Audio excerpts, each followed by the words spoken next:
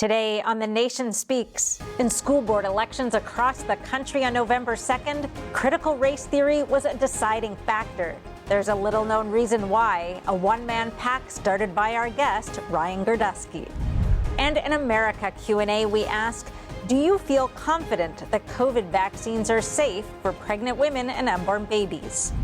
Then the giant 2,500-page Build Back Better Act is packed with provisions most of us know nothing about, including immigration reform. What could change? That's what we ask former Deputy Secretary of Homeland Security, Ken Cuccinelli. Finally, in our second America Q&A, do you think illegal immigrant families separated at the border under President Trump should be paid hundreds of thousands of dollars in compensation? Hello and welcome to The Nation Speaks. I'm your host, Cindy Drucker. Just a year ago, it would have been hard to imagine that K-12 curriculum would be a key issue, giving Republican Glenn Youngkin a win in the race for Virginia governor, a state that Biden won by over 10 points in 2020. So how did it happen? Well, one big turning point was certainly the candidates' debate in late September, when frontrunner Democrat Terry McAuliffe said, "I don't think parents should have a say in what is taught in schools." Youngkin campaigned on the opposite. He also promised to ban teaching critical race theory, or CRT, in schools on his first day in office. By Election Day, a Fox poll reported that 72% of Virginia voters said the debate over critical race theory in schools was the single most important factor or an important factor in their voting decision. What played out at the state level, though, actually bubbled up from the counties, where school board meetings have grown increasingly contentious. Virginia's Loudoun County, a wealthy suburb of Washington, D.C., became ground zero for the national debate, with parents pushing back against sexually explicit books in school libraries, lessons dividing children into victims and oppressors based on their skin color, and then the cover-up of a rape involving a biological male allowed to use the girls' bathroom. The day the school board passed its transgender policy, allowing transgendered students to use the bathroom or locker rooms of their choice, the outraged father of the rape victim was arrested for disorderly conduct. His arrest became evidence of how parents are getting violent and threatening towards school board members, prompting Attorney General Merrick Garland to direct the FBI to monitor and investigate such parents. Back to the most recent election, anti-CRT candidates, they didn't just win in Virginia. They won in races across the country, from Colorado to Kansas, Ohio to New Jersey. And one big reason for these victories is best explained by our guest. Joining us now is Ryan Gordsky, the founder of the 1776 Project Political Action Committee, also co-author of the book, They're Not Listening, How the Elites Created the National Populist Revolution. Ryan, welcome. Thank you for having me. So you launched the 1776 Project PAC in May to campaign on behalf of school board candidates who, quote, reject the divisive philosophy of critical race theory and want to push it out of our public schools. There's so much I want to ask you about because we don't often hear about national PACs getting involved in school board races. So tell us how did all of this come about? Well, during COVID, the year of COVID, when many children were going to school remotely, that included my family. I have a very large family. I have 36 first cousins, all but one is younger than myself. And many relatives of mine were reaching out to me saying that they couldn't believe what their children were learning about, especially after the death of George Floyd. My godson was taught one very racially explicit thing that made cops seem like they were racist.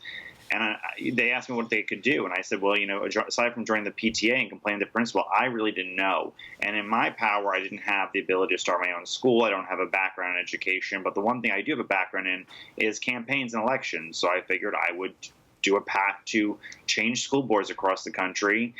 Didn't know how many people would be interested in it. And it overnight, it blew up, and we had over 15,000 individual small dollar donors. We got involved in 58 races across 7 states, and we won 42 of those 58 races by November.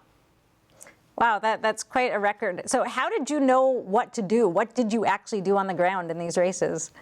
Well, the first thing was set up a super PAC, find a treasurer, a really responsible one, and then I ended up getting, I've worked in the media and I've worked in politics for 15 years, so I started getting press for it, doing publicity. Axios covered my launch. So did a few shows on Fox News. More conservative organizations also covered it in the media. And that helped start building the record for the small dollar donors to come in. Then I interviewed over 100 candidates personally. We spoke on the phone for over an hour. And I asked them what their general philosophy was on school, on education, what their school situation was like, what their school board was like. And I sat there and deciphered which ones I was getting involved with based upon where they were. And the possibility of flipping the district if they were a serious candidate or not a serious candidate. And then once I had the 58 candidates, I was hoping for 50, so I did a little over that. Once I had the 58 candidates, then I just sat there and figured in my budget how I was going to sit there and support them. Given that it was an off-year election, and with the exception of the Supreme Court race in Pennsylvania and the New Jersey and Virginia's governor's race, there was no statewide races. I knew turnout would be very low. And my entire campaign was built about the idea of trying to get Republicans then to turn out in an election cycle that they weren't usually turning out for. So I targeted Republicans who had voted in the 2018 election, but not the 2017 or 2015 elections, voters who voted in off-year elections, but not off-year elections. We did mailers, texting, digital ads, trying to push them to vote. And, obviously I can't take credit for every single solitary victory, but there were a number of close races where I do believe my PAC helped make the difference. Wow. So do you know what kind of turnout you saw? How impactful were your actions? I mean, in some of these races, I don't know what every school board turnout usually is, but in some of these races, they had absolute record-breaking turnout. And I had quite a number of candidates actually that won by less than 100 votes out of thousands and thousands cast. In some cases, tens of thousands of ballots cast. So I do believe that my targeting these Republicans who don't usually vote in these very, very local elections really probably made a bit of a difference. Obviously, the candidates did the bulk work. They knocked on the doors. They presented themselves in a really professional and interesting manner. I was just out there trying to, push out a few extra 100 or 1,000 so people to make, the marginal difference. But it was important in some of these close races. So how many school boards actually flipped, meaning that the Republicans or the conservative candidates can have a real impact? So with the exception of Pennsylvania, all of these elections are nonpartisan. So it's not Republican versus Democrat, which is why I knew I could compete really in blue areas. I mean, if you look at the elections my PAC got involved with, it was Franklin County, Ohio, Lansing, and Kansas City, Kansas, which is Johnson County, Montgomery County, Pennsylvania. These are blue. Passaic County, New Jersey. These are blue areas. And which districts flipped overall completely from progressive? I say at least Hilliard School District in Ohio did, the Lansing did,